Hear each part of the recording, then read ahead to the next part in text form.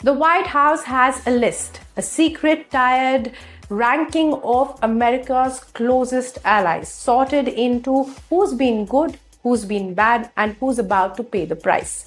It sounds like something out of the Cold War thriller, but this is NATO in April 2026.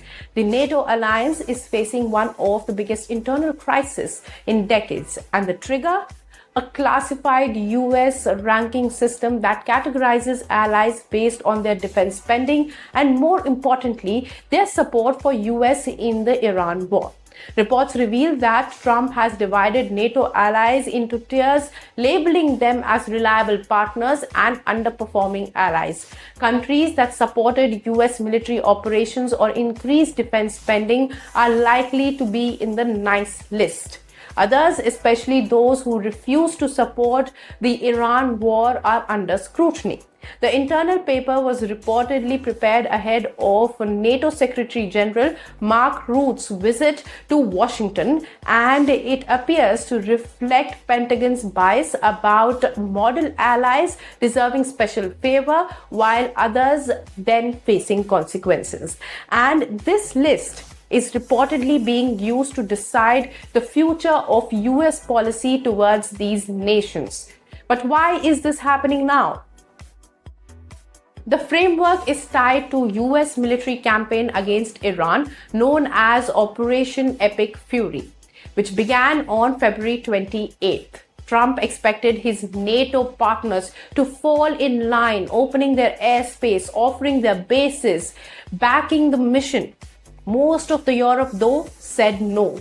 Spain, the most vocal European opponent, declared its airspace closed for US military planes involved in the Iran conflict. France and United Kingdom also either declined or delayed support requests related to airspace access, basing, or logistics in the Iran war. Italy reportedly denied US bombers the use of military base in Sicily, though the Italian government moved very quickly to downplay any tensions. So who made it to the nice list is the question. Countries like Romania and Bulgaria, which were more helpful in basing and logistics, are expected to benefit. Poland and Romania both are already seen as being in Trump's good grace, could see an increase in US military presence. The naughty list, meanwhile, is headlined by Western European powers who resisted. Spain, France, and Britain are already being discussed as countries that either refused or delayed any assistance. Here's the key question though. What does being on the naughty list actually mean? Officials say options could include shifting troops, scaling back exercises, or redirecting military cooperation away from bad members and towards more compliant ones. The White House has been deliberately vague, but the messaging has been pointed. White House spokesperson Anna Kelly confirmed, and I quote, "President Trump has made his attitude to his unfair dynamic clear, and he said that the US will remember." But critics, including some within Trump's own party, are questioning this logic. But this is not just a political issue. It also impacts the global economy.